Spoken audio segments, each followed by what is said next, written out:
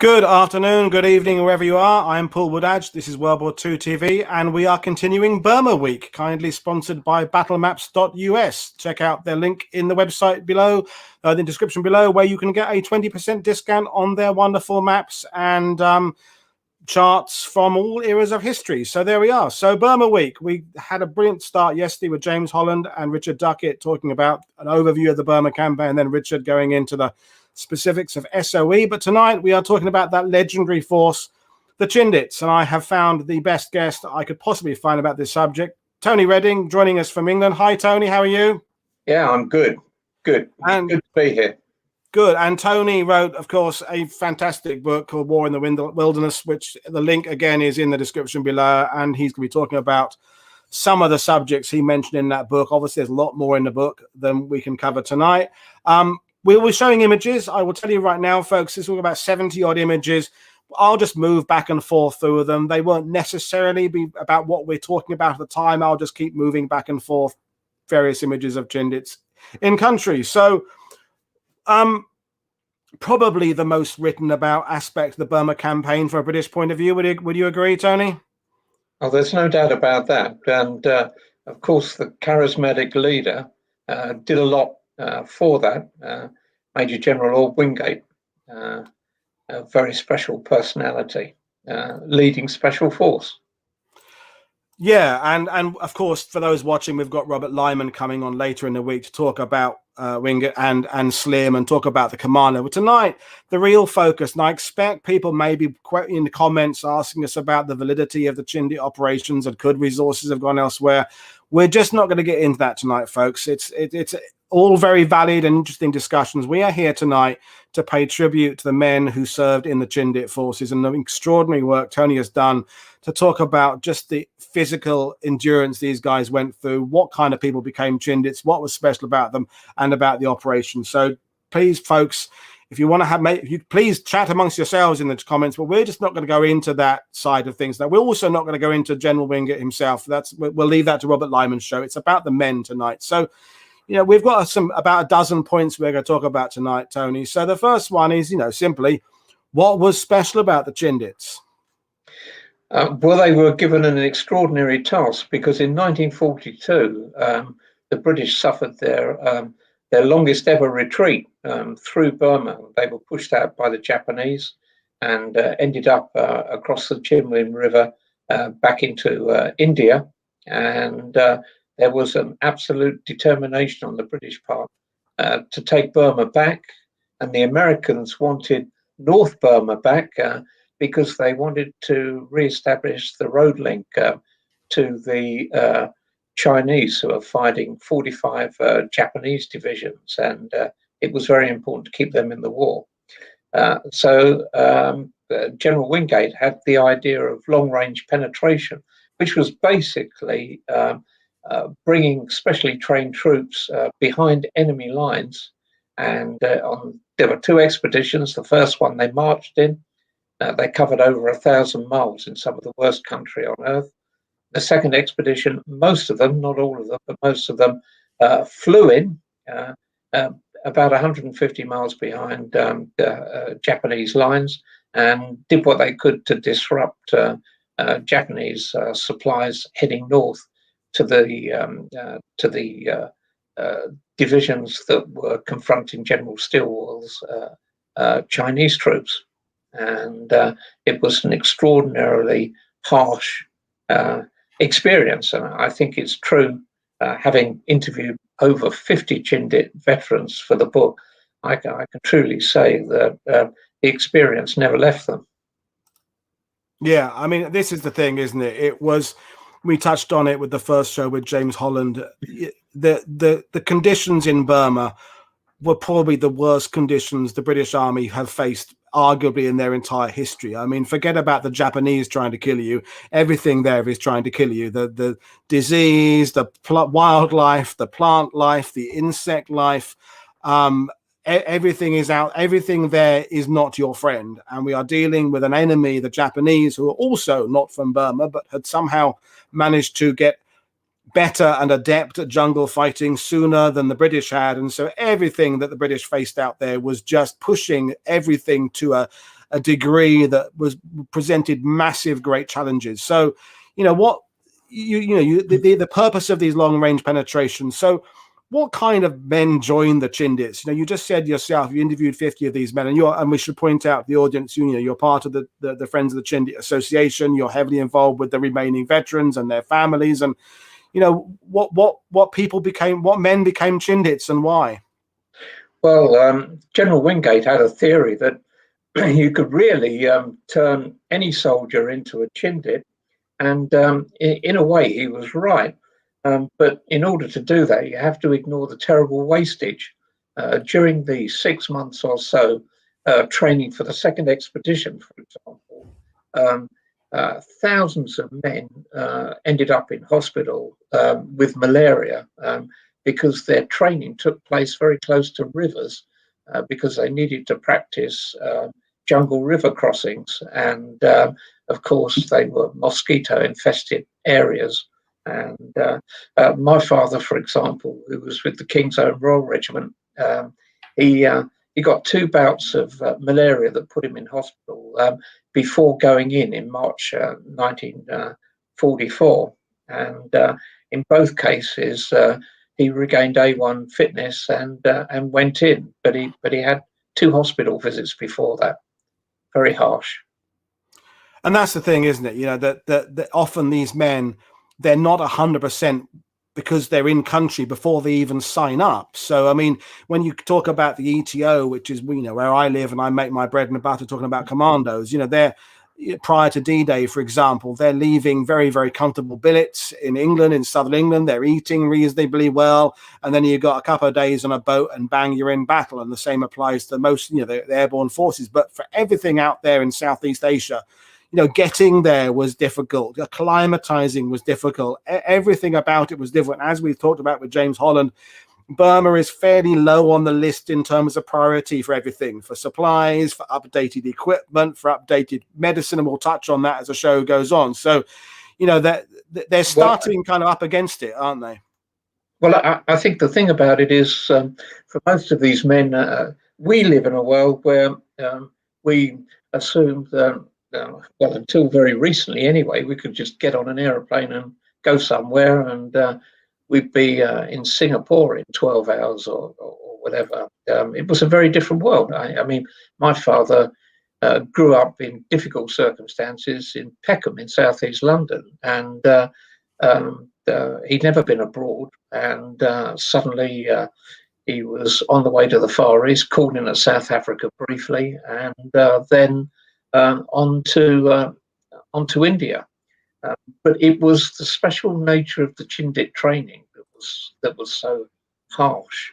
To give you an idea, they were training for an environment where the daytime temperature is about 110 degrees Fahrenheit. It's in extreme humidity. There's either too much water or not enough. You're climbing hills that are incredibly steep.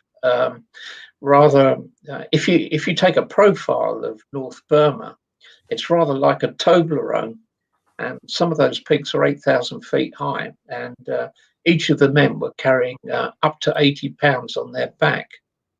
So 40 kilos, that's 2 heavy suitcases, and you're carrying that in that extreme heat and humidity, and conditions were extremely demanding. For example, it was recommended that you drink 12 pints of water a day. Very few Chindits saw 12 pints of water when they were behind Japanese lines, and people were reduced. Some troops were reduced to drinking their own urine, or digging for water was quite a frequent experience. And then, of course, the monsoon came, and the men spent the next 2 months soaking wet. They never got dry. And this is the thing that, when you kindly sent me a copy of your book, and I'd read a bit about the Chindits before, it's not my specialist area, but I think the thing that you did that I hadn't experienced before is just that observation of just the physicality of it. You know, you went into the psychology of it, the medicine, the disease, the decision making on a day-to-day basis. And again, you know, we will talk a bit about the operations, you know, Longcloth and Thursday and what have you. But the main thing we're going to focus on is just how shitty it was for those guys out there. And you know, when you began interviewing the men, how easily did they open up about that physicality? Because being British, most of them, you know, there's the tendency to just shrug off everything and say, "Oh, well, it wasn't too bad." You know, did you have to kind of get them to was it difficult to get them to open up, or did they have to earn your trust first? How did that kind of work with you? Well, I think the thing to do in an interview like that is a bit like being a journalist working on a hot story. You always keep your best questions back, and you start and you feel your way into the interview. And I always think it's very important to ask things that maybe wouldn't normally occur to an interviewer. For example, when you want to do your business, how does it work? Because you can't leave the column.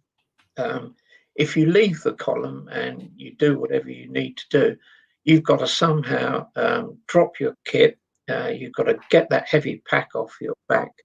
You've got to do whatever you need to do. And then you've got to reverse the whole thing. And then you've got to scramble back to get your place in the column. The column's about half a mile long. Each column operating independently would be about 450 men, about 60 animals, mules and ponies. It's half a mile long, and you need to regain your place.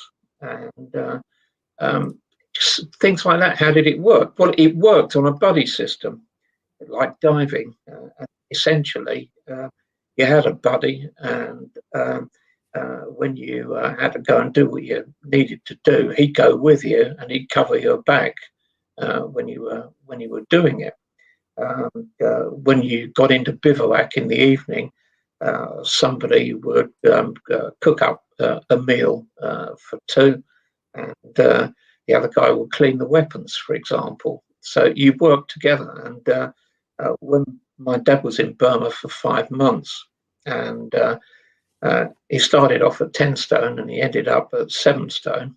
And so he lost an awful lot of weight, but more importantly, he lost 2 of his buddies, one after the other. So there were the 3 of them who were great friends in camp in India. And he left them both behind. Yeah, I mean, it's just staggering stuff. And, you know, your point number 2 on your list is physical and psychological challenges. And I guess that'll be a recurring theme as we talk, as the discussion goes on, because everything is about that. But, yeah, I think sorry. The psychological thing, of course, is that the special conditions where everything is a dull green light, you're basically undercover almost all of the time, unless you're in bush jungle. You're basically in an enclosed space. You can't see maybe 20 yards ahead of you. Quite often you have to cut your way through with guys with machetes at the head of the column. And sometimes you might only make 1 mile a day. You could use the tracks, but if you use the tracks, then there's a possibility that you'll get ambushed. And obviously the risk is bigger when you're on a track.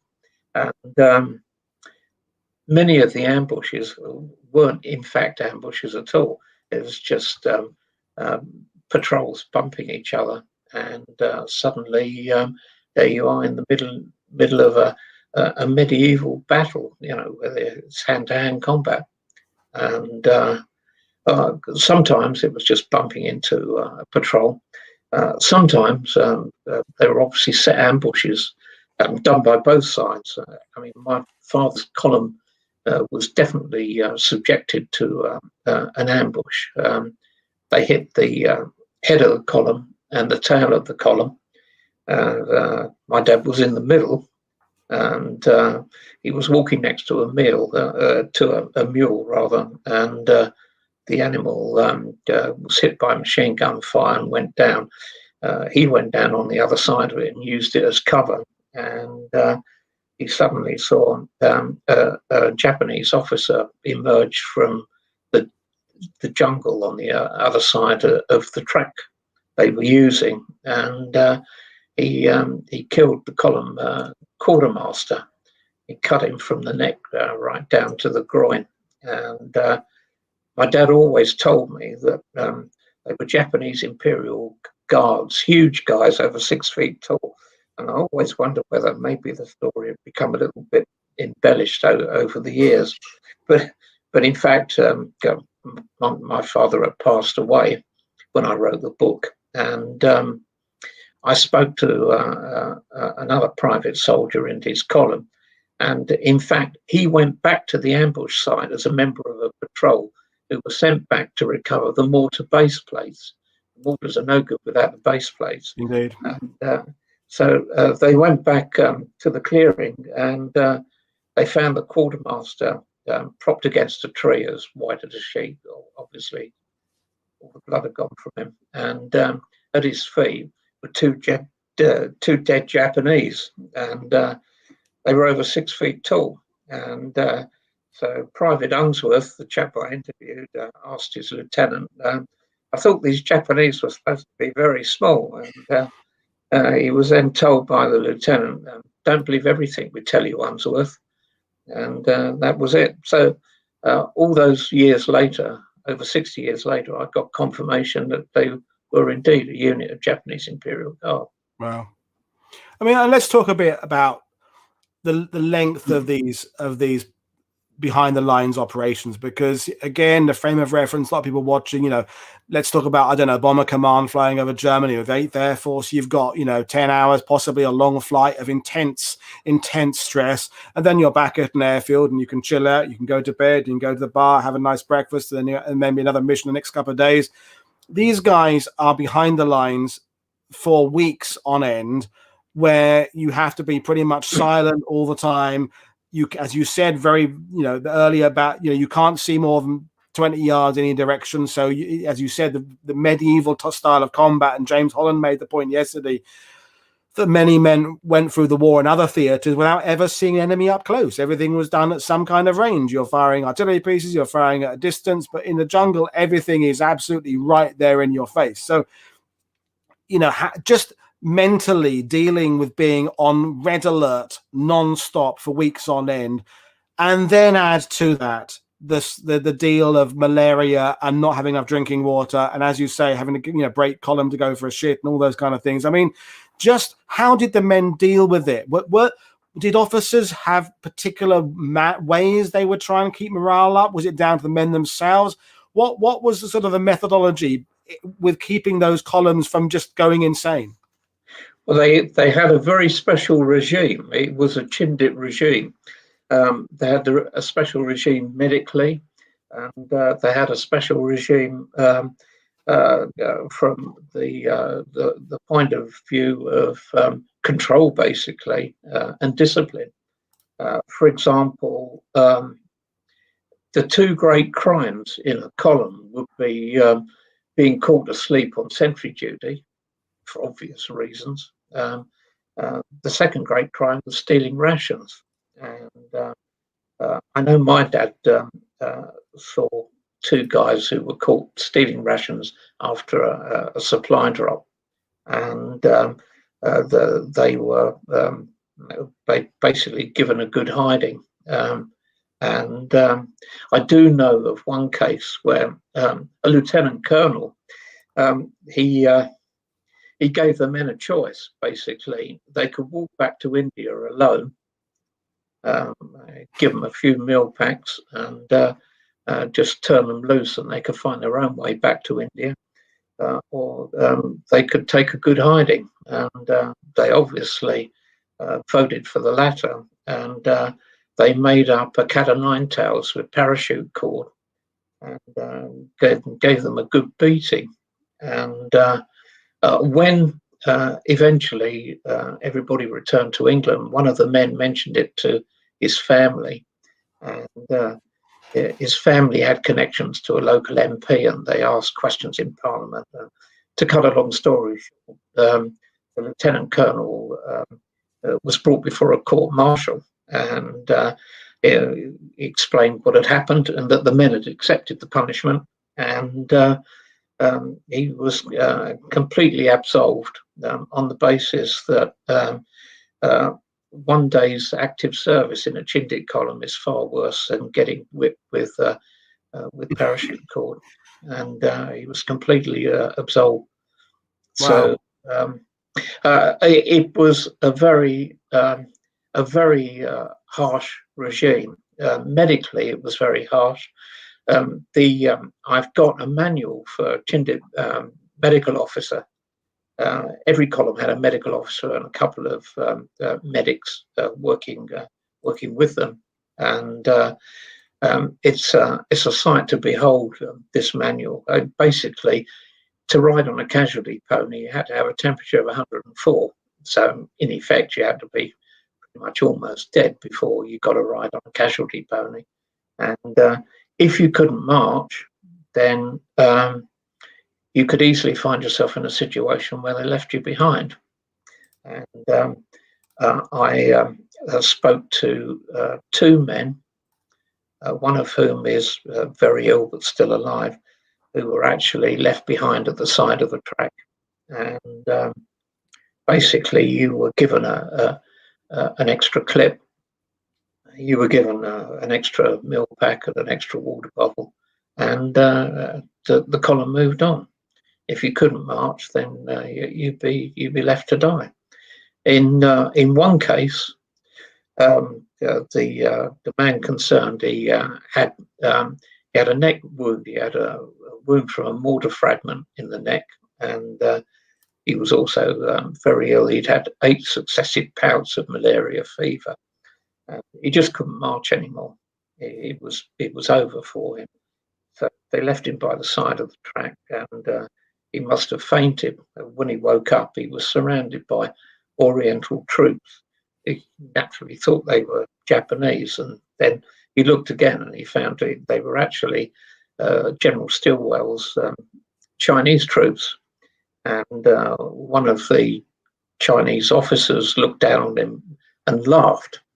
And the Chindit suddenly had an outburst of fury, and he got up and got his rifle and hit the Chinese lieutenant on the side of the head with his rifle, but fainted again. And when he woke up, nobody was around when he woke up, he found he could march. And it took him 3 days, but he called up the tail of the column, and he lived, and he came home, had children, grandchildren, great-grandchildren, and he's still with us. Wow. The other chap that I interviewed was a remarkable man. He couldn't march because he had beriberi, and basically his ankles wouldn't work. So he was okay climbing hills, but he couldn't come down them. He'd just fall and roll over. And he persuaded his men to leave him, and he found his strength again, and he managed to, he had a system. He'd climb the next hill, and there was usually a village at the top of the hill. And he'd take his boots off and plead with the headman to take him in. And he didn't move on until he could fit his boots back on. His feet were terribly swollen. And he walked from North Burma to China and lived. He walked to China. I mean, it's just insane, isn't it? I mean, and this is, when we chatted a few weeks ago, we were setting this up, and the march or die aspect is something that was really, really profound when you talked about that. And again, did the men have any idea that that was going to be the deal? When you set out on these, let's take Longcloth, did they know that if you can't make it, you're going to get left behind? Was it accepted? Was it talked about? What's your feeling on that? Well, General Wingate was quite blunt in his assessment of what they were going to face, and he gave a number of briefings and told people that a lot of them wouldn't be coming back from Burma, which seemed an odd way of raising morale. And a lot of them didn't. In the first expedition, there were 3,000 men who marched in, and just over 2,000 came back, and 600 of the 2,000 were so ill afterwards that they never again regained their combat status. They were finished as fighting troops. So that was very hard. The thing about the first expedition was that it was very much an experiment in a way. And the idea was that if you couldn't march, you would be left. And everybody knew that. So that was everybody's nightmare. And obviously, it wasn't good for morale that situation prevailed. In the second expedition, General Wingate was given his own private American Air Force, including a fleet of light planes that evacuated a lot of Chindit soldiers who could no longer march. But the problem with it was that they were due to stay in for only 3 months, March, April, May. In fact, they were supposed to be pulled out before the monsoon broke, but General Wingate died in an air crash before that happened. Basically, they were kept in. Most of them, until August, and by that time they were in an absolutely terrible condition. To give you an idea, my dad's battalion, they were the best part of 1,000 men, and 118 of them were still marching at the end of it. Yeah, the rest of them, but I mean, most of those were still alive, but they were casualties of disease more than anything else. So just to interrupt you for a second, let's look briefly at the purpose of the two main operations. So I've got the map up of Longcloth now. I don't want to go into too much into the big picture of what was happening in Burma generally, but let's, for those who don't know who are watching, and you said, yourself, it was kind of an experiment, really. What was the purpose? Well, in the first expedition, the purpose was to demonstrate that long-range penetration was a way of taking on Japanese troops in the jungle. And the training was really quite unique. I mean, for example, most men had a natural fear of the jungle. And that was dealt with in training by basically taking a group of half a dozen men and saying, it's now Tuesday, don't come back until Sunday. And just turn them loose, basically. And it was up to them to make the best of it in the jungle. And gradually, over time, they lost their fear. In fact, when they came out, there was a real reluctance to leave the jungle when they came out, because they'd come to see it as protective cover. And leaving that was actually psychologically really quite hard at the very end of it. So there's been a reversal of thought about the jungle, at least in that sense, from a cover point of view. But the purpose of the first expedition was to demonstrate that we could take on the Japanese in the jungle. Militarily, very little damage was done. But the concept was proved that you could supply troops from the air, and they wouldn't have to rely on conventional communications to survive. They could survive on airdrops, but with some considerable difficulty. And the great thing about the first expedition was, most people say, well, what did it achieve? They blew up a few railway bridges, and they were repaired in a couple of weeks, and that was it. We lost nearly 1,000 men. Strictly speaking, that is correct, but there's a far more important consideration, because the Japanese changed their entire posture in Burma as a result of that first expedition. Chindits, they fought in columns, like the fingers of a hand. And when they approached the target, the fingers came together and hit the target, and then they dispersed again. And the Japanese realized that if 3,000 men could do that, 20,000 men could do it, or even more. And they were right, because the following year, that's exactly what happened.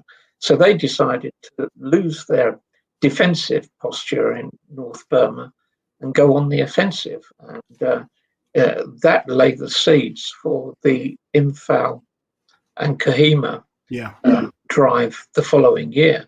And that ultimately led to the undoing of the Japanese in Burma.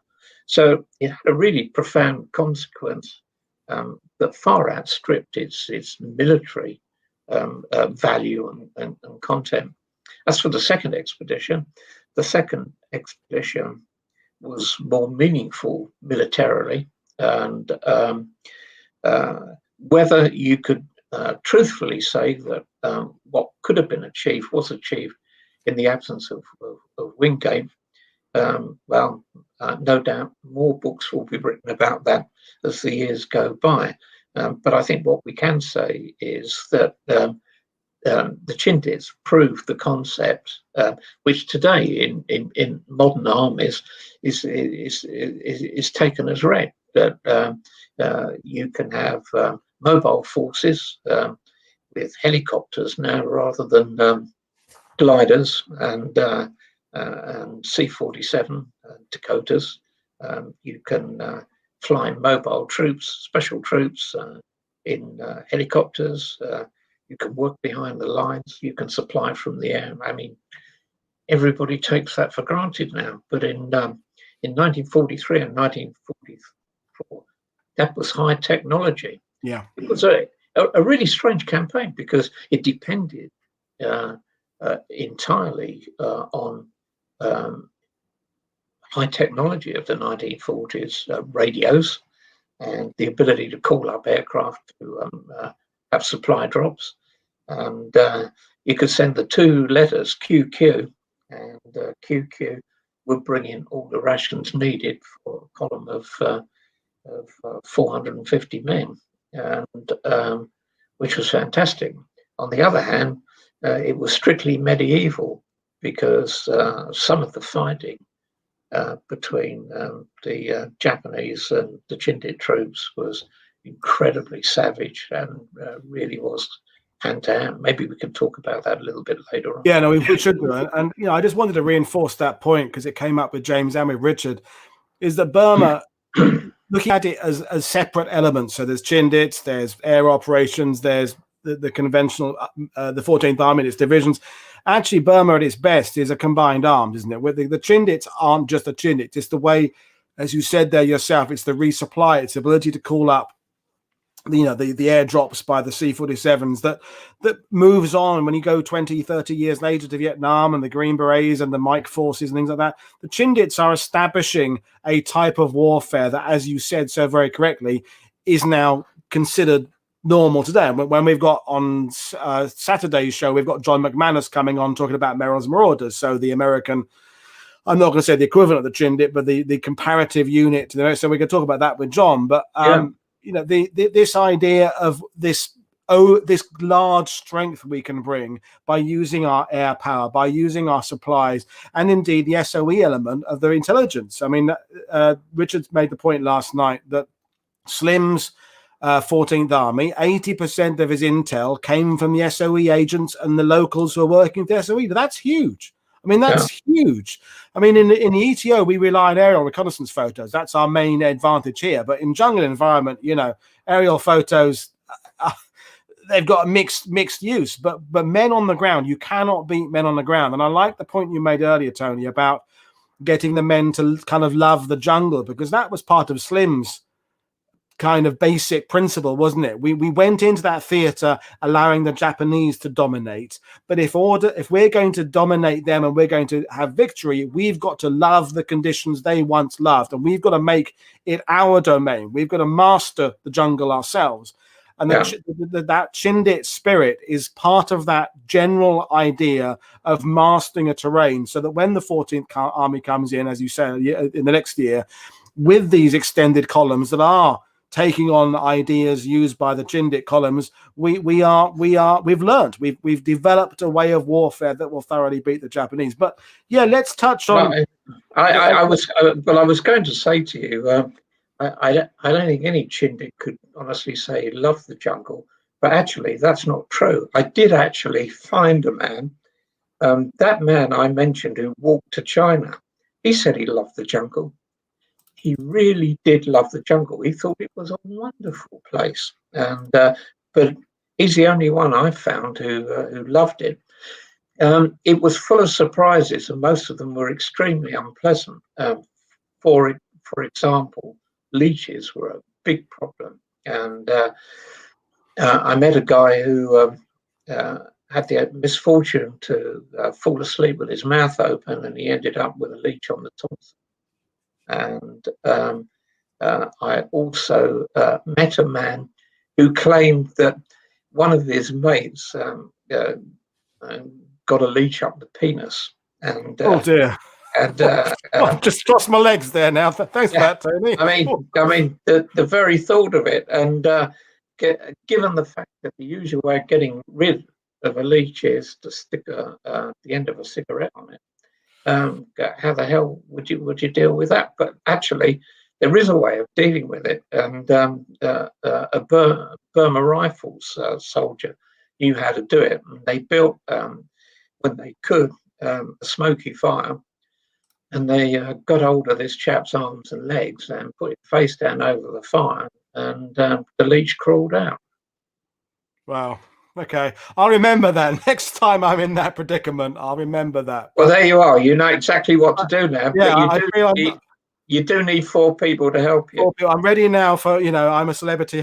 Get me out of here. I'm ready for that. The Chindit test. But in all seriousness, I mean, again, I really wanted to, the points you've written out. No quarter, sickness, starvation. Again, we can talk about the merits, as I said. I mean, we don't above the Chindit ethos and what the points of the operations were, but the excellence that you did with your book is just talking about what these men faced, just the crap. So you went into great detail about what happened when the men became sick, and I stress when they became sick, I mean when they became really sick, because most of them were sick most of the time. But just explain how difficult it was for the medical side of things.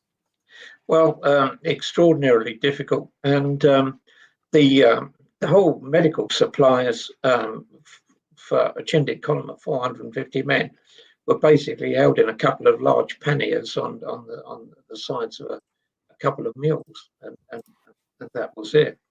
And malaria was a big problem. My father lost one of his buddies to cerebral malaria, and the other one, very sadly, was lost when he was given orders to go find the mail drop. They got most of the canisters from an airdrop, couldn't find the mail canister, and he went off with another guy, and he was missing, assumed dead, and the other guy was captured. But getting back to the illness issue, it was a terrific problem. Everybody took mepacrine, and there was quite a lot of discipline attached to that. And quite often, the officer, your officer, would make sure that you took the mepacrine tablet. A lot of the men didn't want to take it because there was a rumor going around that mepacrine makes you impotent. Which of course is completely untrue, because I've talked to many of the children and grandchildren, so that clearly isn't correct. But it does turn your skin yellow, and my dad always had a bit of a yellow palette to his skin. With malaria, you were expected to march through it, but the problems of Chindit soldiering were that you normally got 2 or 3 things. In fact, when everybody came out, there was something that they decided called Chindit syndrome, And basically that was a combination of malaria, dysentery, jungle sores, and slow starvation. And the men who got that, when they came out, usually couldn't take solid food. So they had to, in fact, most of them, when they came out, went to hospital, and some stayed for a considerable amount of time. A lot of people got tapeworm. Some of them bought pork. A lot of them bought rice, because rice gave you bulk, because they were living on emergency rations. But some of them bought pork and got tapeworms. And in fact, I met one man who had 2 tapeworms, and he passed both of them on the same day. And I decided to have a competition and see which one was longest. And the longest one was 22 feet. Good grief. It's one hell of a thing. The strange thing about that guy is that when he came out, he was on the first expedition. He volunteered for the second expedition. He was an animal transport officer looking after the mules. He came out the second expedition, and when he was fit enough again, he volunteered for service with the mules in the northwest frontier. He was truly a guy who just couldn't get enough. Whereas I think most other Chindits have probably had enough, if you see what I mean. Yeah. I mean, you talked about the men just going to the toilet under normal situations, but when we did our pre-chat weeks ago, you talked about the dysentery and having to, cut the arse out of their trousers and just march and let it fall out. I mean, the conditions, we can't imagine it in our 21st century. Okay, we're dealing with a global pandemic, but so we've got maybe a slight frame of reference. But just again, talk about some of those the things that the guys you spoke to talked about as just day to day. Just forget about the Japanese, forget about the enemy. Just day to day life there. Dysentery, for example. Well, the usual saying is that you might start the day with the 3 S's. You have a shave, a shower, and a shit. And that was really reduced to 1 in the jungle. The only time you got to wash really was when you decided it was safe to bathe in a river, and that was basically it. You were constantly soaking wet. You had to take salt tablets, and your clothes were caked in sweat and salt. And a lot of men had ghastly eruptions on their skin, particularly where the pack chafed on them.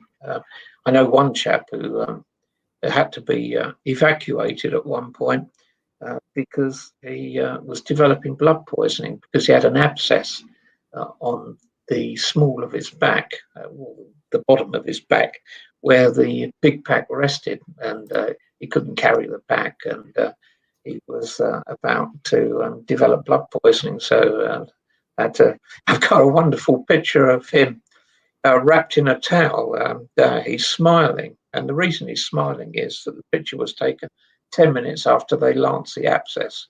Oh, he was so relieved that he no longer had it that he smiled for the camera, despite the pain. So very hard. They did cut the behinds out of their trousers, and because there was just no time to take all the kit off and then put it all back on and then find your place in the column again. And always the fear that if you do something like that, maybe you just can't get back. Maybe that will be the last straw. So that was a real fear. Typhus was a real fear as well, and that killed a lot of men who basically just gave up. You just fall into a terrible depression, and there were some suicides that are often linked to a case of typhus, where people just give up. Jungle sores were a problem because obviously the plants are covered in thorns, and everything turns septic very quickly. and it can go right through to your bone. And a lot of men developed terrible jungle sores. But I think my dad was very lucky. He was about 25 when he went in, and he was tremendously fit. And he was the regimental cross-country running champion. So he had a good constitution. And it was found afterwards that the young men, the really young men, sort of late teens, 20, 21, had plenty of energy and plenty of fire, but they couldn't sustain it. And anybody over 30 would struggle in that environment. And in fact, the age limit for service in a Chindit column, nobody over 40, apart from Wingate himself on the first expedition. But people in their mid-20s seemed to be young enough to have the energy and strong enough to have the sustainability. And so from that point of view, he was probably just about the right age. I mean, we discussed in our pre-chat about the mental strength these guys have, because if the commanders allow the men to dwell on the day-to-day misery and think about the sores and think about the leeches and things like that, because you said yourself a second ago, if you lose the will to live, you're kind of dead. So they found this way of kind of playing it down a bit, and like you've got to have a temperature of 104, nearly dead, to be medevaced out. So there was almost a psychological trickery with the men. How did that kind of work? Well, it did work up to a point, I think, is the answer to your question, because after May the 15th, 1944, when the monsoon broke, it became more and more difficult to sustain that will to live, and they were used and abused by Stilwell, and basically were used as assault troops when they were in no fit condition to assault anything, and they were never trained as assault troops anyway, and they were never equipped for set piece assaults, and the casualties were very high. But a lot of men at a certain point, late on in the campaign, literally lost the will to live, and they died. They literally switched off and died in their tracks. A terrible thing. And in fact, there was a medical officer's report that I've seen treating this as a specific condition. I mean, I'm thinking about, I think it was SLA Marshall and some of the other Americans who were studying in 44 and onwards, that no matter how tough a guy is, no matter how brilliant a guy is, no matter how well trained a guy is, there comes to a point, I think it was 90 days, or it might have been 70 days, when you have that kind of length of exposure to these kind of conditions, you just can't keep going. You reach a point of breakdown, and they've acknowledged that within military forces around the world now, that no human being, even the best of the best, can keep on going.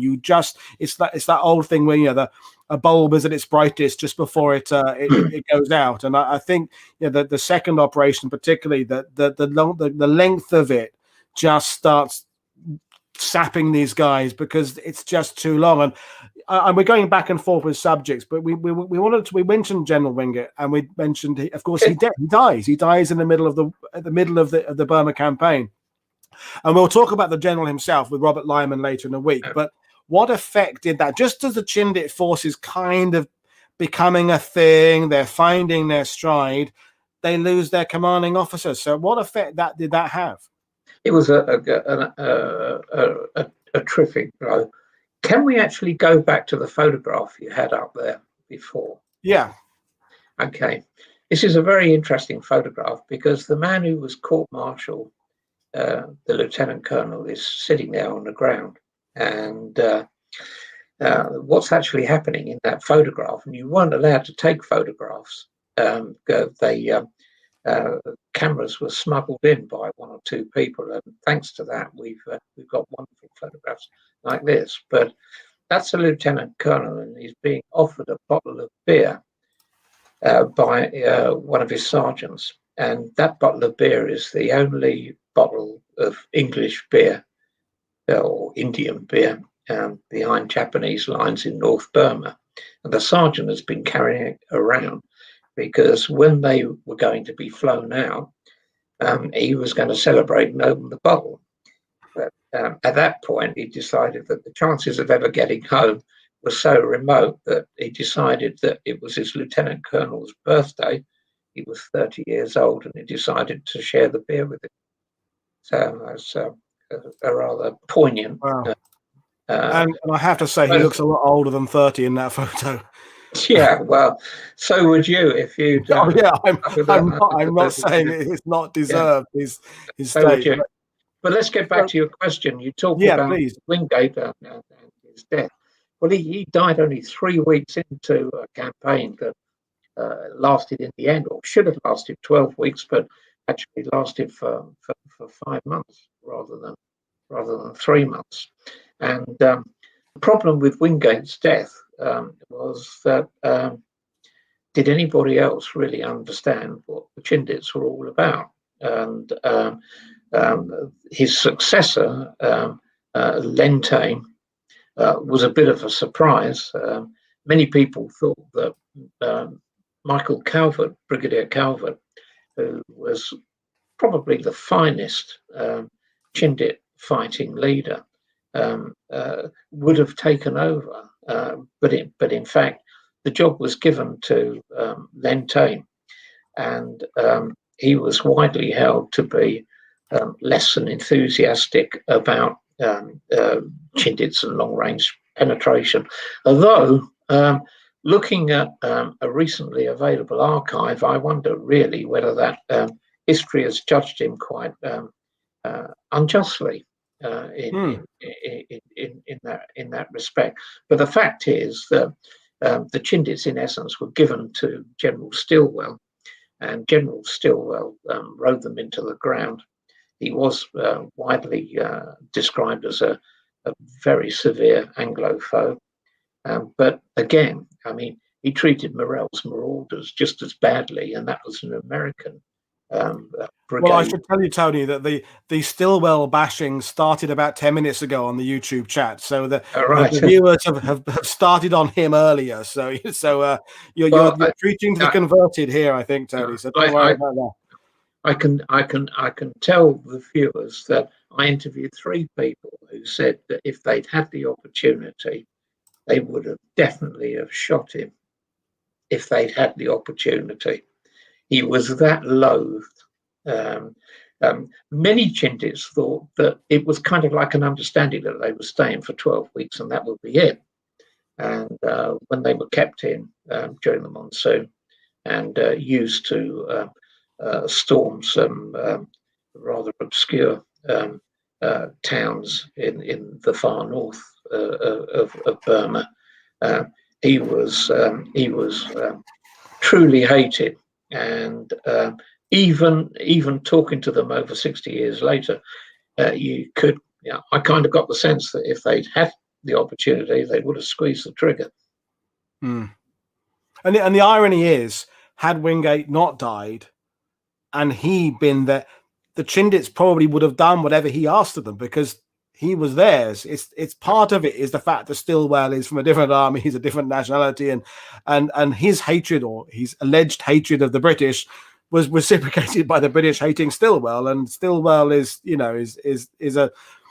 as so many figures from World War II, multifaceted, lots of aspects to him, and it's difficult to kind of give anybody any kind of balanced view in a show like that. But certainly, not popular with the Chindits, and it leads to the thing about anything that's new. And we can go into Wingate's personality a little bit, and he was a bit odd. But anything that's new, long range penetration is new. Parachute forces were new. Commandos were new. Rangers were new. All these things were new. SOE was new.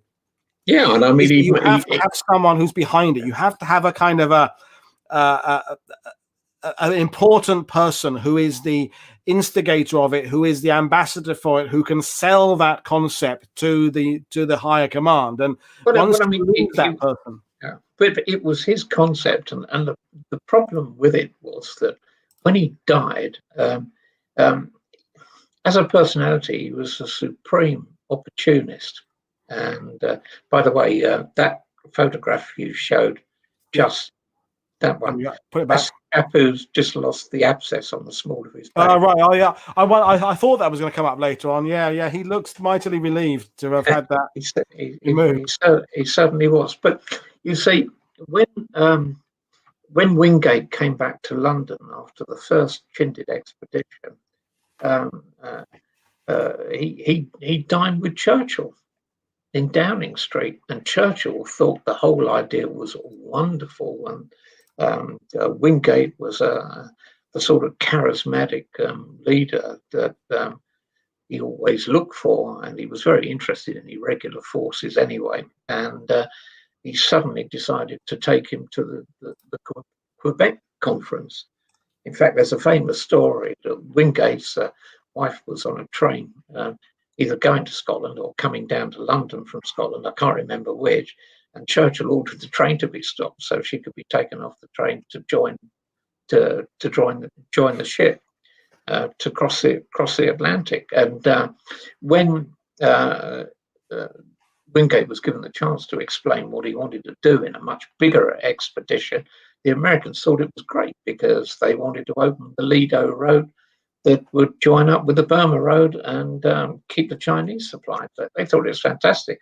So they gave him an air force, Colonel Phil Cochrane, a #1 air commando. And so he had Mitchell bombers, Mustang fighter bombers, C-47s, a fleet of gliders for assault landings and jungle clearings behind enemy lines, light planes for evacuation. He even had half a dozen of the first helicopters. And I interviewed somebody who might well be the first battlefield casualty to be evacuated by helicopter. And I thought the first helicopter was in Where Eagles Dare in World War II. That's the joke film reference. Yeah. I mean, sorry, I'll let you talk. You know, they lose Wingate, and then we're starting to get to the point where the second operation just goes on too long, and as you we'll run through the statistics again. What about including the dead and those that can't be served again? About less than half their combat strength. So how does things wind down for Chindits in Burma? Okay, just before I go on to that, the guy you're seeing in the picture there is Major Lumley, Joanna Lumley's father. Yeah, that's why I thought you'd mention that. And I've had interestingly, I tried to get Joanna Lumley on to appear on this Burma week, and I just couldn't get through to her agent. And but I'd love to speak to Joanna Lumley because she's done incredible work as an ambassador for the Gurkhas and the Chindits and the Burma campaign generally. And she just seems to be a very lovely person. So I'd love to speak to her one day. If you know a way of getting to her, I'll tap you up for that. But yeah. So, but things, all good things come to an end, or all bad things come to an end. So how did the Chindit history kind of come to an end in that theatre? Well, basically, Stilwell didn't want to let them go, and in fact, Mountbatten himself had to intervene and basically order Stilwell to release the Chindits, and some were flown out. Some have been captured, of course, both in the first and second expedition, and over half the Chindit captives in Rangoon jail died through their mistreatment and starvation. And of course, the troops that were still in starved. We ought to say, or I should say something about that. The Chindits were expected to live on K rations. I've been told that K stands for Kellogg, but I once got into a big argument about whether or not that's true. But anyway, a meal pack is about the size of an old-fashioned cassette tape. Yeah. If anybody remembers. VHS tape. Yeah. And you got 3 a day. and basically each man was supposed to get from each airdrop 15 meal packs, so 5 days rations. But very typically, the 5 days had to stretch for 10 days or even more.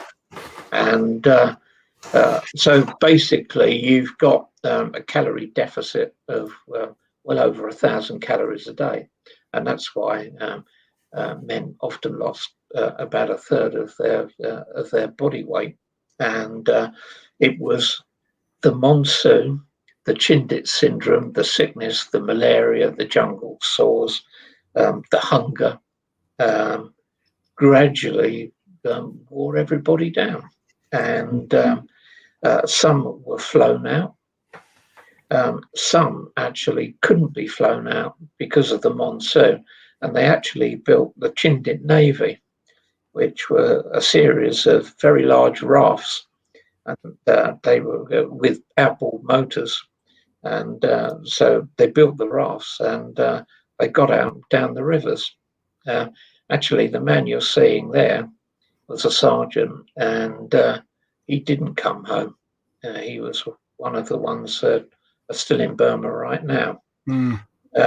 So when they came out, they had reception centres, and the first thing they were told to do is strip, and everything they wore was burnt.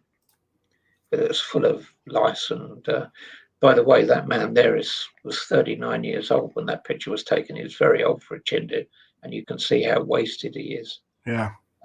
And, so you had to take your clothes off, and then you got into a tin bath with the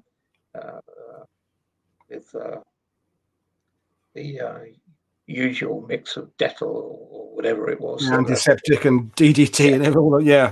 And scrub up, and then new kit, and then a big feast. But of course, nobody could eat. So it was absolutely hopeless. Very few of them could take solid food. Most of them went to hospital. My father went to hospital, and then he had 2 weeks convalescent leave. And a lot of them went to the Himalayan foothills, to hill stations.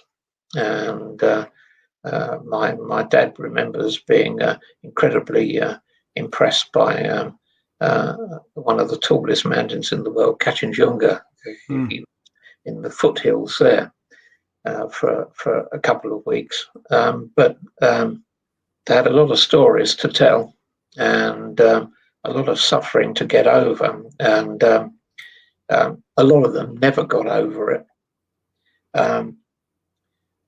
They really never got over it. I mean, I'll give you an example. My dad was in a patrol that was sent back to try and rescue some prisoners that had been taken following an ambush. And they got back to the village, and they found the 3 men tied to a tree and terribly mutilated.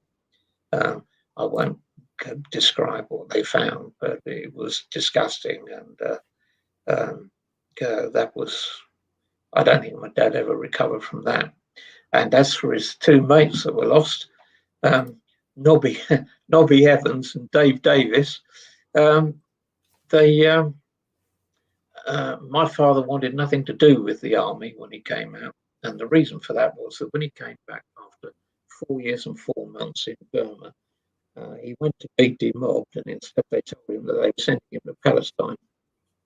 And he was not impressed by that. And he felt that he'd done his share. And he sent his medals back and burnt his bush out and all the rest of it. And wow.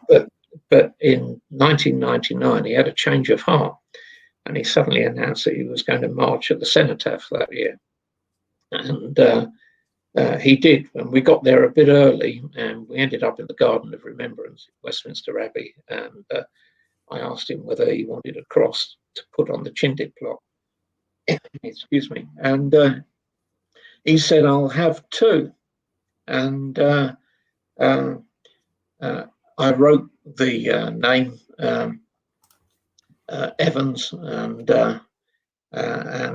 his other buddy Dave Davis on the crosses and put them in. And at that point, my dad collapsed, and I'd never seen anything like it. I've never seen anything like it.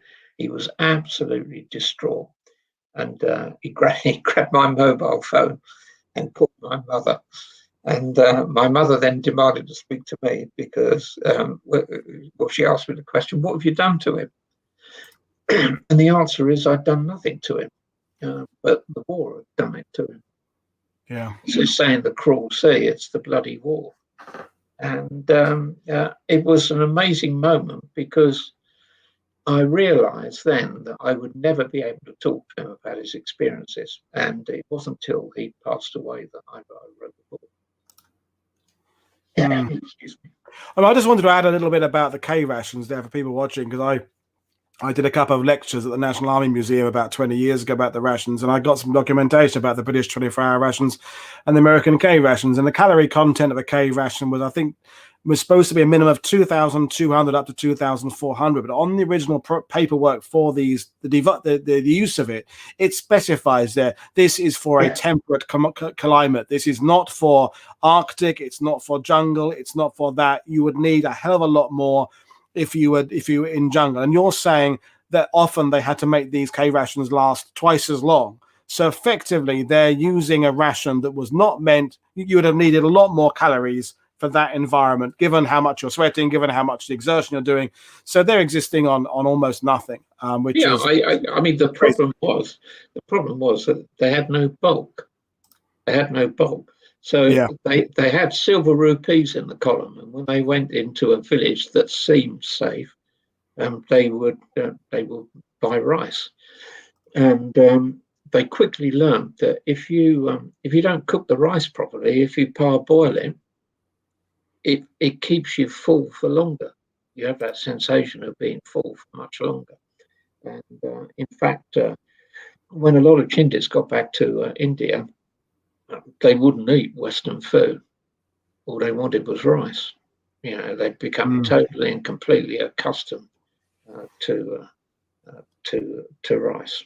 And I think we'll in a minute we'll kind of talk about the aftermath and what the Chindit legacy, and as you made a point there, Chindits for life. But before we want to do that, we did have a question earlier on that sort of more of a technical question, so we'll go back to answer that. And it was about what weapons a Chindit column took. I mean, obviously they had a combination of rifles and Tommy guns, but what was the weapons allocation? Let's take the second operation. Take a typical column. Well, a typical column will be broken up into platoons, and there will be a headquarters platoon, there will be a commando platoon, and demolition and wireless and so on and so forth, specialist detachments within the column. But the classic weapon, of course, was the Lee Enfield rifle. But a lot of Chindits later on in the second expedition got their hands on M1 carbines. Which you didn't need the range and hitting power in the jungle of a Lee Enfield. So they were also had the advantage, the M1s, of being much lighter. They had Bren guns. The problem with a Bren gun, of course, is the heavy weight. And a Bren gun would be carrying 80 pounds. There's another 10 pounds at least of load on top of what he would normally have. So Bren guns. I think there were some Sten guns, but they weren't particularly popular. They certainly had Tommy guns. And in terms of heavier weapons, they had 2-inch and 3-inch mortars. I think at one point, Mike Calvert called in for some 4-inch mortars for a specific job. But what's really interesting is when they built the 2 blocks across the north-south road and railway that the Japanese used to supply their troops in the north. They flew in 4 25-pounder field guns into each of the blocks, which is quite amazing. And I've actually got in the book one man who was with U Troop of the Jungle Field Artillery in one of the blocks there. He drew me up. He drew me up his fire plan, and that's a sort of computer simulation of what it looked like. But very interesting. He went back to the site. That's Blackpool block, the second of the blocks. He went back to that site and he found the command bunker after all those years. Wow. Unbelievable. Wow. That's a picture of my father. Yeah, I found that one. And to use that. And another question we got, did they ever use M1 Garands? Because Darren Little is saying that his grandfather with number 1 Army Commando had some M1 Garands. Yeah, I mean, the M1s became very popular because they were so light. Yeah. And, of course, the firepower. You didn't need you didn't need the Lee Enfield in that environment. And bolt action is just much slower. You know, we made anything the M1 Carbine and the M1 Garand, and the Bren gun may be heavier, but it is, you know, it's auto, so you can do a lot of damage very quickly. And I can imagine in a jungle environment, the Enfield, you know, working that bolt there, you need lots of firepower very quickly. One of the jungle bumps, but we know we're over an hour and 10 minutes now. I need to finish really with this idea of this Chindits for life, because you're now part of the association. There's still a few Chindits. You know, they've been through it. They've seen a lot. The ones who've survived, they've seen it.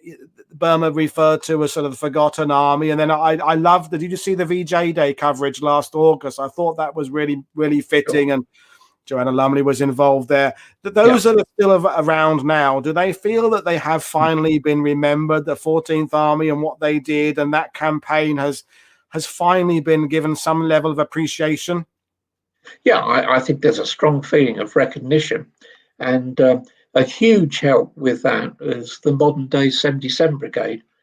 Mike Calvert was the commander of the original 77 Brigade, who fought so hard in the North Burmese jungle in 1944.